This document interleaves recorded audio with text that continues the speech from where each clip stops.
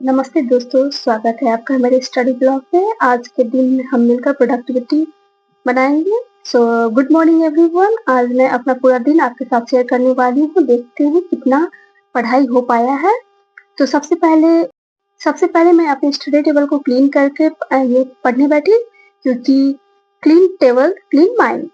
मैंने आज के लिए स्टडी प्लान बनाया जिसमें मैं 3 सब्जेक्ट कवर की 3 घंटे में। सबसे पहला जो सब्जेक्ट मेरा था वो इंग्लिश लिटरेचर था, जो कि रणजीत सर की बुक थी।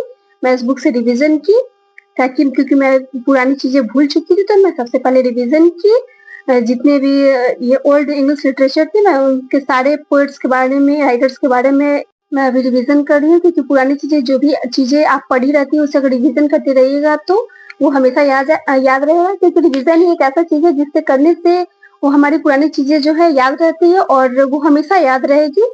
सो क्योंकि एग्जाम के लिए अपने सब्जेक्ट पर फोकस करना ज्यादा जरूरी है, क्योंकि बीपीएससी टीआरई 4 में जो है हमारे जो भी हमारा सब्जेक्ट रहता है, जैसे मेरा सब्जेक्ट इंग्लिश है, तो इंग्लिश से 80 मार्क्स का क्वेश्चन रहेगा। इसलिए मैं फोकस ज्यादा इंग्लिश पर नहीं करती। मैं कोशिश करती हूँ कि ज्यादा से ज्यादा टाइम जो है मैं इंग्लिश को दूं। लेकिन अभी एग्जामिनेशन नहीं आ रहा, तो मैं थोड़ा सोच रही हूँ कि मैं नेट की तैयारी करूँ। मैं उस पर भी, इसलिए भी मैं ज्यादा इंग्लिश लिटरेचर पर फोकस करती हूँ, क्योंकि मैं एक बार कभी कभी पढ़ाई करते वक्त कंसंट्रेशन मेंटेन करना थोड़ा टफ हो जाता है। इसलिए मैं थोड़ा कोशिश करती हूँ कि कुछ टेक्निक यूज करके मैं पढ़ाई पर ही फोकस करती हूँ। कभी थोड़ा मोबाइल चेक कर लेती हूँ, ये सब मैं करती रहती हूँ। सो इसे थोड़ा इग्नोर कीजिएगा। और आप लोग कमेंट में जरूर बताना कि आप अपने टाइम का मैनेज कैसे करते हैं। मैं तो अपने टाइम का मैनेज बस दिन भर में मैं 3 आवर्स ही पढ़ पाती हूँ। लेकिन मैं जितना ही पढ़ती हूँ, मैं पढ़ती ही हूँ, मैं उसमें एक्स्ट्रा कुछ भी चीज नहीं करती हूँ। मेरा मानना है कि ज्यादा देर पढ़ने से ऐसा इंसान अगर 10-12 घंटे पढ़े तो हर चीजें याद होगी, ऐसा जरूरी नहीं है। आप 2 ही घंटे पढ़िए, 3 ही घंटे पढ़िए, लेकिन ऐसा पढ़िए कि जो, हाँ, आपने जब आप पढ़ाई करके उठे तो आपको लगे कि हाँ, आज मैंने पढ़ा है। तो इस तरह पढ़ाई करनी चाहिए। अब 10-12 घंटे पढ़कर मुझे लगता है कि इंसान उसमें पढ़ाई कम करता है और ज्यादा कुछ एक्स्ट्रा चीजें अलग सोचता है। तो मुझे ऐसा लगता है, ऐसे बहुत लोग होते हैं कि जो 10-12 घंटे लगातार पढ़ते हैं। तो मैं ऐसा स्टूडेंट नहीं हूँ जो लगातार 10-12 घंटे पढ़ सकूं। तो मैंने आज तक ऐसा कभी, ना मैं 10th के एग्जाम में, ना मैं 12th के एग्जाम में, ना मैं ग्रेजुएशन के एग्जाम में, ना मैं बीएड के एग्जाम में, यहाँ तक मैं पीजी के एग्जाम में भी मैं 10-12 घंटे नहीं पढ़ी। मैं मैक्सिमम से मैक्सिमम मैं 5 आवर्स पढ़ती हूँ दिन भर में, उससे ज्यादा मैं नहीं पढ़ती। अगर हाँ, मैं लाइब्रेरी जाती हूँ तो लाइब्रेरी में मैं जितने भी दे रहती हूँ उसमें बस ओनली मैं 1 घंटा जो है वो वेस्ट करती हूँ अपने लंच में, अपने जो भी दोस्तों से बात करने में और मोबाइल देखने में, क्योंकि मोबाइल से थोड़ा रील्स तो चलता ही है। सो मैं 1 घंटे वेस्ट करती हूँ, बाकी मैं 1 घंटे पढ़ाई करती हूँ। मैं जितने भी घंटे रखती हूँ ना, मैं 5 आवर्स रहूँ, 6 आवर्स रहूँ, 7 आवर्स रहूँ, लेकिन मैं जितने भी घंटे लाइब्रेरी में रहती हूँ मैं ओनली पढ़ाई ही करती हूँ। और हाँ, मेरा मानना है कि कंसिस्टेंसी ही सक्सेस की की है। चाहे डेली थोड़ा भी पढ़ाई हो, बट रेगुलर होनी चाहिए। ऐसा नहीं कि आज पढ़ लिए फिर 5 डेज नहीं पढ़ पाए, तो ऐसा नहीं। ऐसे ही आपको लग रहा होगा कि खुद तो पढ़ती नहीं है और हमें बता रही है। तो क्योंकि मेरा पीजी का एग्जाम था तो मैं भी पढ़ाई कर ही रही थी। मैं इससे रिलेटेड ही, इंग्लिश लिटरेचर से रिलेटेड ही चीजें मैं पढ़ाई कर रही थी। लेकिन हाँ, मैं अपनी कंटिन्यूटी नहीं कर पाई अपनी पढ़ाई को। सो मुझे खुद लग रहा है कि मैं बहुत सारी चीजें भूल चुकी हूँ, तो इसलिए मैं रिवीजन कर रही हूँ, ताकि मैं अपने घर आई हूँ तो मैं सोच रही हूँ कि मैं अगर लाइब्रेरी नहीं गई तो घर पे बैठ कर ही कुछ अपना ये जो भी मैं पढ़ी हुई है, जो भी मैं भूल गई, उसे जल्दी जल्दी मैं रिवाइज करूँ और याद कर लूँ। कोशिश मेरी यही रहती है। आज के दिन यही खत्म करते हैं।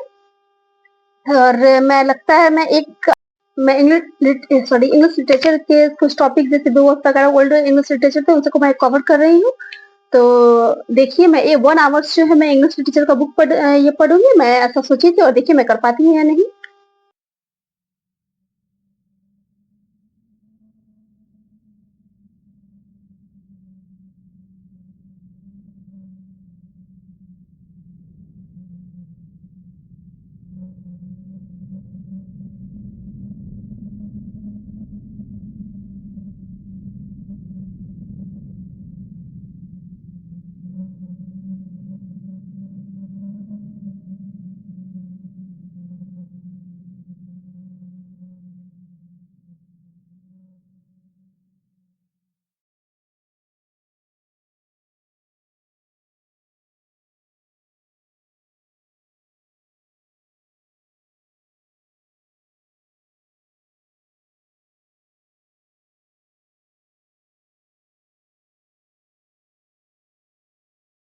फिर मैं अपनी नेक्स्ट बुक जो है अड्डा 247 से जो मैंने बुक खरीदा था उसे मैं पढ़ी। पहले मैं जैसे पढ़ा कि उसमें क्या-क्या दिया हुआ है, क्या-क्या नहीं दिया हुआ है, क्योंकि मैं जब बुक खरीदी थी तो मैं उतनी अच्छी तरीके से नहीं पढ़ पाई थी कि उसमें क्या कौन-सा टॉपिक है, कौन-सा टॉपिक नहीं है। तो मैं जब स्टार्ट की तो देखी कि हिस्ट्री का स्टार्टिंग से जैसे कि जब वैदिक काल से जो है स्टार्ट किया है और बहुत ही अच्छी तरीके से उसमें बताया है कि कैसे कौन वंश, कौन राजा आए, ये कैसे इनका पतन हुआ। तो ये सब बहुत ही अच्छे तरीके से इसमें डिस्क्राइब किया गया है, तो मुझे ये बुक काफ़ी पसंद आया। ऐसे फिर मैं इसे पढ़ी, मैं इसे लगातार 1 आवर्स में इसे भी पढ़ी और मैं पढ़ती रही।